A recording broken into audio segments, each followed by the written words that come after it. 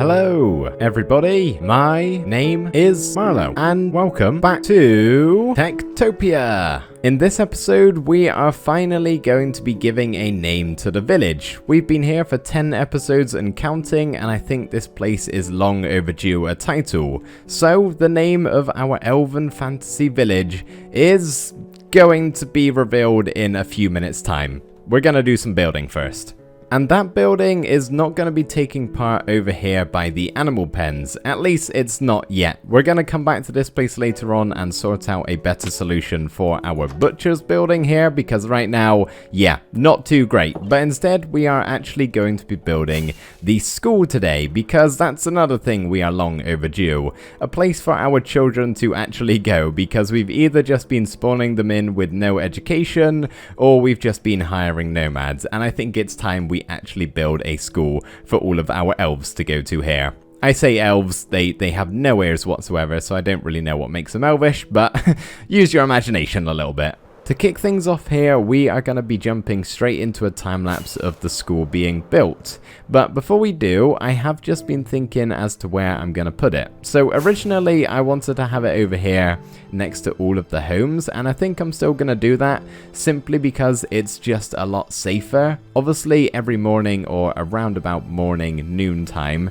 the kids go to school, and occasionally, because this isn't very well lit, there's zombies that kind of hang around, especially if they've got a helmet on. So I kind of want to, hello creeper, lessen their chances of being eaten alive. So in theory, it's just going to be a shorter walk. So say if they lived in this pink house, for example, and the school was built around here, it's just a short walk for them, as opposed to walking all the way over here where they've got a higher chance of bumping into a zombie. So yeah, that's my theory at least, and I think I'm going to have it over here even though it is getting quite crowded. This is where all of the homes are going to be going, and I'm going to probably build quite a lot more than there are currently. So hopefully I don't run out of room, but fingers crossed this will be the last TekTopia building aside from all of the homes that we do on this piece of land.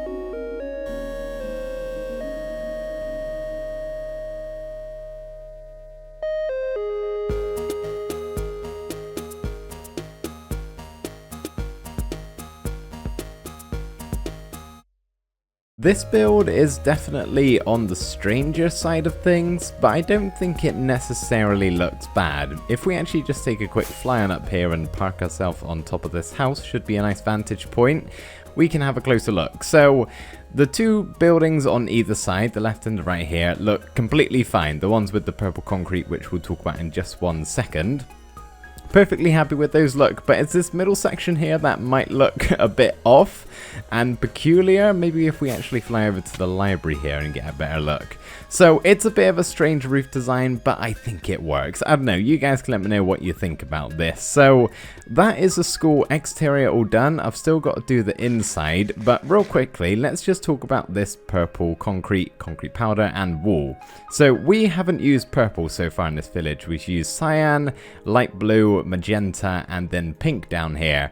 But when we built these 3 houses, a lot of you said that the pink just didn't sit right with you and felt kind of off. Now, I'm no color expert, you guys know. Wow, I'm really precariously placed on this stair, aren't I?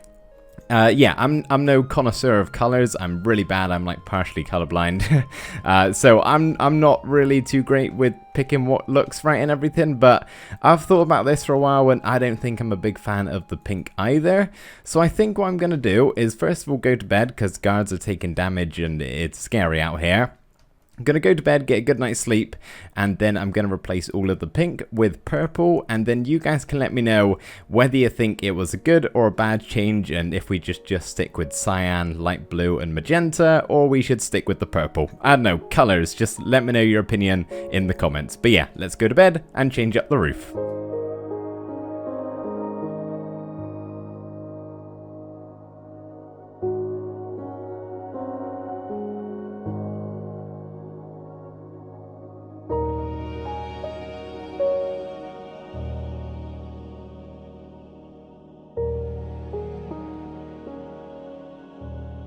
I keep having zombies break down my doors, and it's really frustrating because I don't think there's really anything I can do about it. A chicken has died of starvation. That keeps happening. Ignore all of this. The guards had a fight with a flaming zombie and burnt a little while afterwards. They're all good though. Yeah, chickens keep dying of starvation, and I don't know why. I guess just not enough seeds or not enough ranchers. I'm not really sure.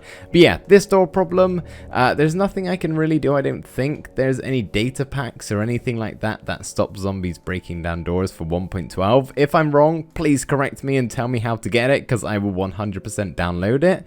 But the thing that we can do, which I'd like to get your opinion on, I have mentioned this before in the past, but possibly, there goes another one.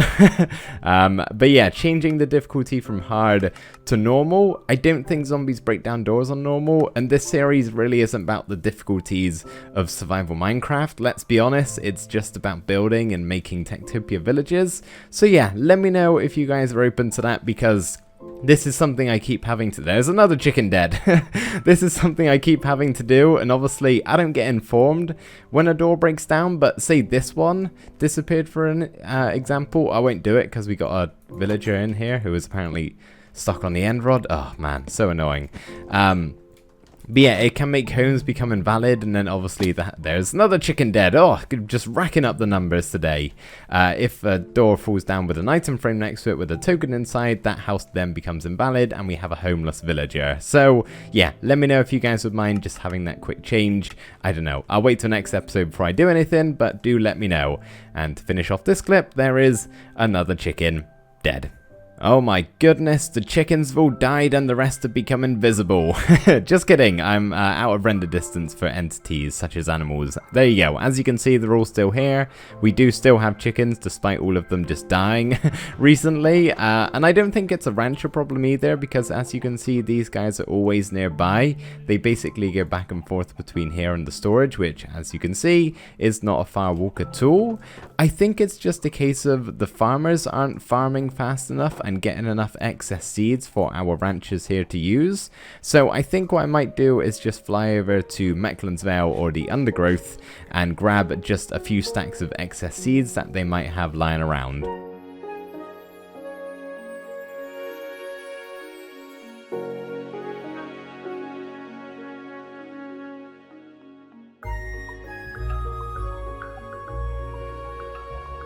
Aha, that will do nicely. Thank you very much, villagers of Mecklen's Vale. You are very helpful all the time. I often come back to this place just to grab some resources if I need it. Nothing super valuable, don't worry, just like the odd bit of seeds here and there. Oh my goodness, Lumberjack Central over here. Listen to all that chopping. Oh, it's all stopped. Okay, it was really quite satisfying to hear. Then we'll just smack the wood just over and over again with their axes. Okay, so you guys always ask me whenever we come back to Mecklen's Vale to check on Mecklen, and I've had some comments recently of you guys asking me to look at his stats, so... wow, very rude, Mecklen. Let me click on you. There you go. That is his stats. He's basically fully happy. He's doing well on the health. He's a little bit hungry, nearly at full intelligence, and level 75 lumberjack. But do bear in mind that the stats haven't really changed since I left this place, because I'm not over here for any great length of time. Seeds have been deposited inside of the storage building, and hopefully that now solves our chicken crisis. So ranchers, remember, twice a day and a lunchtime feed if they're looking peckish. Remember, we don't want any more chicken death. Thank you very much, guys. So I'm losing my voice here a little bit for some reason, so hopefully you guys can power through and not mind me sounding very croaky all of a sudden. I don't really know what's happening, but I thought I would tell you guys I'm going to fall off this cliff now, but I'm also going to tell you guys the name of the village. So I have been doing lots of thinking. I've been rifling through all of the comments you guys left last episode, and there were some really fantastic ones. But the one that I'm actually going to pick is from quite a few episodes ago, the one where we built the barracks. I made a note of it because I think it just sounded really awesome and just fit really well with the reasoning behind it. So the name of the village and what we are going to be calling this place is Eriduin. How awesome does that sound, right? Very elvish, very fantasy-like, and that is from Gabriella. So amongst all of her kind words here, if we just pop a comment up on the screen, you can read the explanation behind it. But basically, it's in Tolkien's language of the elves, Elvish, Erid means mountains and Duin means long rivers. And as she says here, it fits very well with the landscape we have going on. So Eriduin, combine those two words, just makes for a great name and a very well fitted one. So yeah, that's going to be the name of this place, Eriduin. Hopefully I'm saying it right. If I'm not, please do let me know. I think I am though. But yeah, I think that sounds awesome. So thank you very much, Gabriella, for the name suggestion, and also everybody else for all of your wonderful ones. It was quite a tough choice. There were some very, very close competitors to that one. You guys are always so great at coming up with the names, and I thank you very much for leaving the suggestions every single time. So I think my voice has come back a little bit, but it keeps dropping in and out. So I think what I'm going to do here for the rest of the night, it is getting quite late for me now, so probably would be a good time. Really, chicken? Really? Now would probably be a good time to stop talking for the night and just focus on building. So that's what I'm going to do here. And we're actually going to be building the Butchery. So that currently is down here. And we're actually going to be leaving it down here. So the original plan was to just put the butcher's building over the animal pens here, and we were going to test out to see if the butcher would just, you know, walk inside and kill them on the spot instead of having to drag them somewhere. But I saw a suggestion from Nerlail, hopefully I'm saying your name correctly, but they had the idea of just turning this into basically just a Hobbit Hole. I know that doesn't make sense. This is an Elvish village. It doesn't necessarily have to be a Hobbit Hole. We could do something a little bit different to give it that Elvish, you know, twinge. But yeah, I really quite like the idea of just having it underground here. Plus, that saves me having to design a whole building to go over this thing. And honestly, I'm not entirely sure if it would look very good. Because just imagine like a big square building plopped over the animal pens there. It would take up like the whole of that island, and I'm not sure if it would look very good. So we will try that out next time, because I've been meaning to for quite some time, seeing if that works or not. So next village, you guys will have to remind me to put the butchery over the animal pens, or the animal pens inside of the butchery, I guess. But for this one, we're going to be trying to build some sort of elf hole. It doesn't sound the same as Hobbit Hole, does it? But yeah, maybe this is just a Hobbit's home away from home if they want to come and stay with the elves.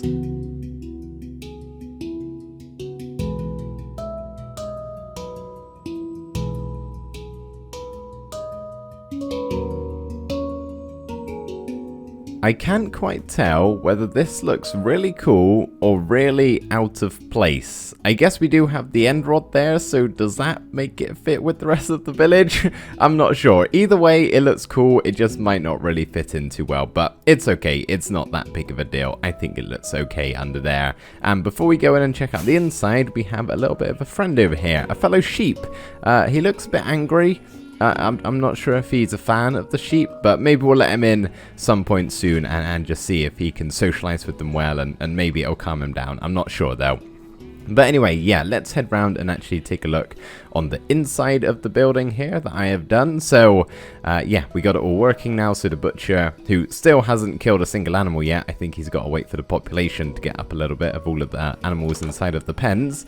But he will bring them into here and do some choppity chopping. So probably could use some explanation as to what a lot of this is. So the floor to begin with, well, this is meant to be like the killing zone. Obviously we have the hooks up here and the redstone for blood splatter, right? Very disgusting stuff, I know.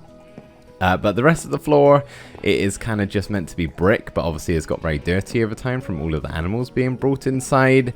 And yeah, the rest of it is just wood. And these pistons here, I don't know, maybe they serve some sort of purpose, maybe hang some stuff over them, potentially, you know, carcasses or the like. I'm not really sure. I just thought it would be a little bit of a different thing to put in the wall there. I'm not sure. If you guys really hate it, I can get rid of it and replace it with something else. But yeah, that right there is the butcher's building.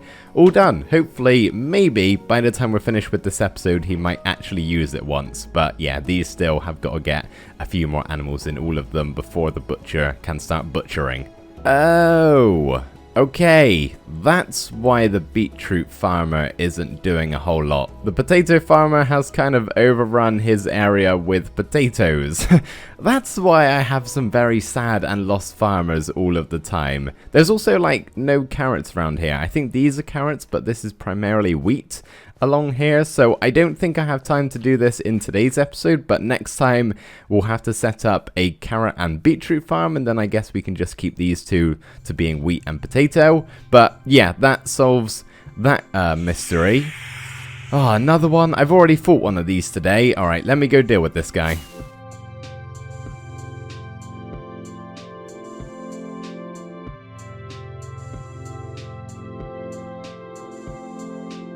$16 emeralds, don't mind if I do. Thank you very much, Necromancer. And I'm actually going to take these because we should probably go buy the school token.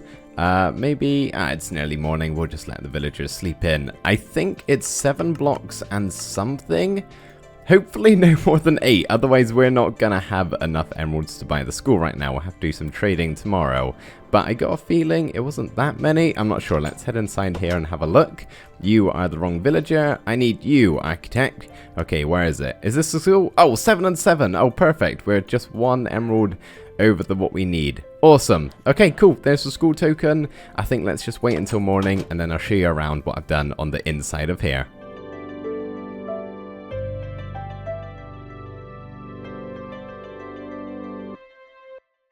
Before we do that, there is one thing I have to do, and that is to place this anvil down, and as promised, give the bow a proper name. So we already have the Axe of Mecklen's Vale, Pickaxe of the Undergrowth, Shovel of Asteria, and now the bow is going to become Bow of Eriduin. Still not sure if I'm saying it right or not. It sounds weird, I've said it so many times, but yeah, is that labeled correctly as the rest are? Axe of, Pickaxe of, Shovel of, Bow of Eriduin. That is awesome. All of our tools now have a name. Wonderful. We can now head inside the school and I'll show you what I've done, but not before placing down the token, which as you can see works even though we have a flower in the way. I usually don't like doing the 2 wide doors just because symmetry, but this one off time I don't think it's necessarily a bad thing.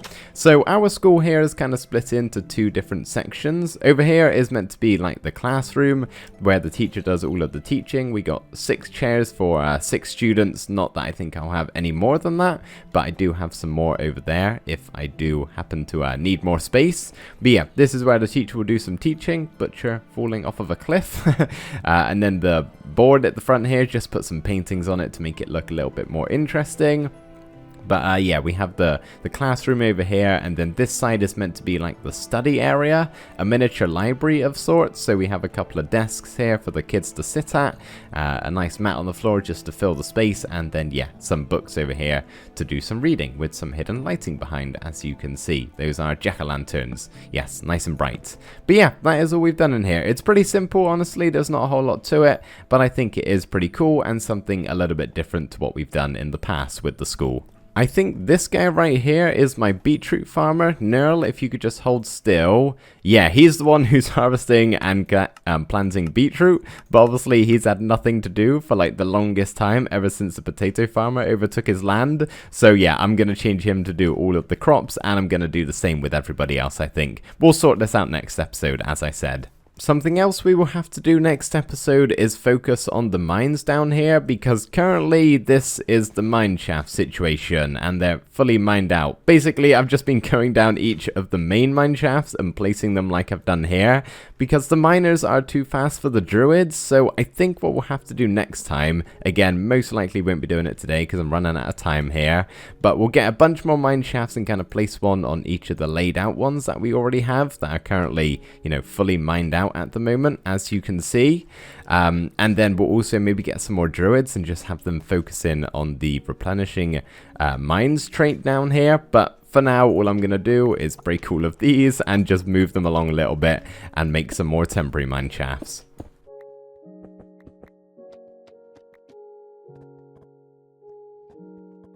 I think the final thing I want to do in today's episode is actually finalize this island over here, because there really isn't going to be anything on it other than the butcher's building and the animal pens over here. And the original plan, before we were gonna plop the building on top and instead went for this instead, the original plan was to just pretty this up and have some custom trees around here and just bone meal the place and make it look a whole lot nicer.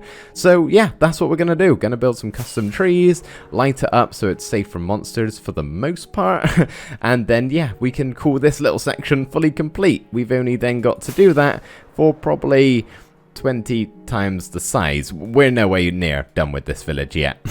Before we start that, however, we should probably tame this sheep because he's still very angry and this is no life to live. So I'm gonna hope this sheep really likes bones.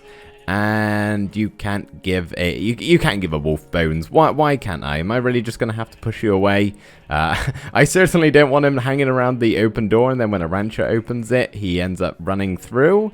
Oh, you like steak? Does that calm you down? Probably because it tastes like sheep, right? No, bones aren't doing the trick. Do you need to wait for them not to become angry?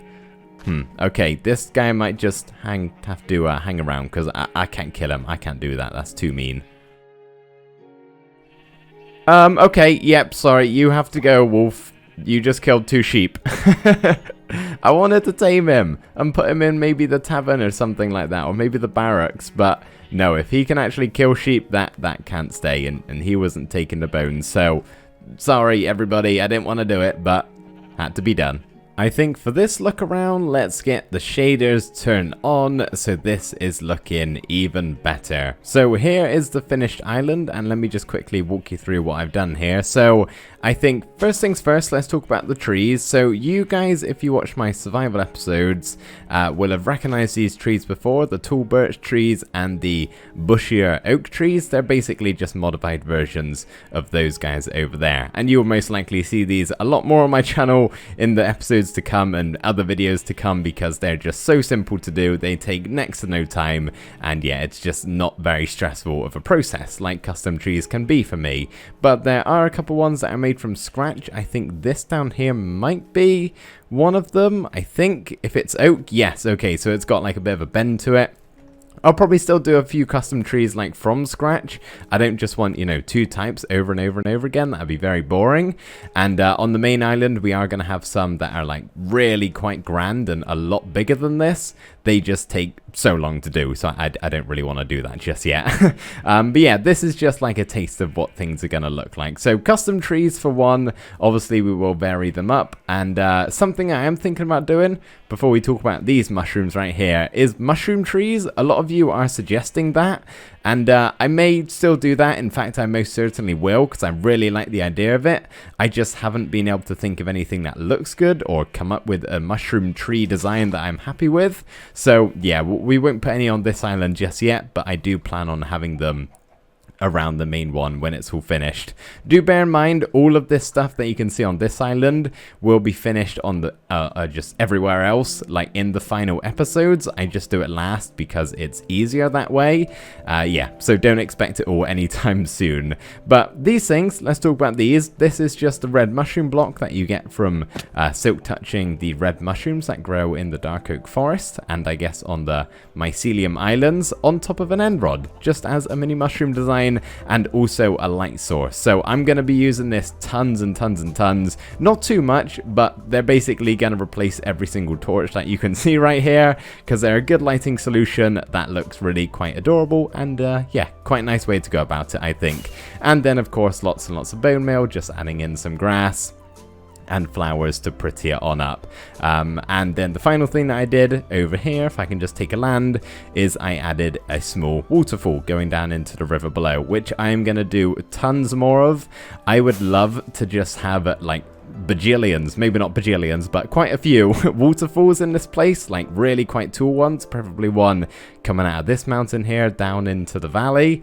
So yeah, I'm 100% gonna be doing lots of waterfalls, lots of bigger trees. This is basically just a miniature version of how the entire place we're working here with is going to look. And before I end off this clip here, I will mention it because I know some of you will be wondering and telling me to place Okay, this is like a one-off, I promise. There is stone underneath every single other one of these trees. Yeah, there you go. As you can see, I made sure to do that for all of them, except this one here, apparently. So all that does is it basically stops the lumberjacks chopping down these trees, so they should stay up, and as they are right now. And then the final thing that I do have to add in, but I just haven't had the time at the moment, is other flowers aside from dandelions and poppies. I would like to have a bit more color around here, but I just have no flowers at the moment, and I am out of time for today's episode, so I can't go and harvest them right now. I've just noticed the grass breaks as I walk through it. That's amazing. Has it always done that? That's so cool. Obviously, this is a shaders thing. But wow, I'm just realizing this now. Anyway, guys, that, as you can imagine, is going to be it for this episode. I really hope you did enjoy this one. Thank you ever so much for watching, and I will see you next time. Bye for now.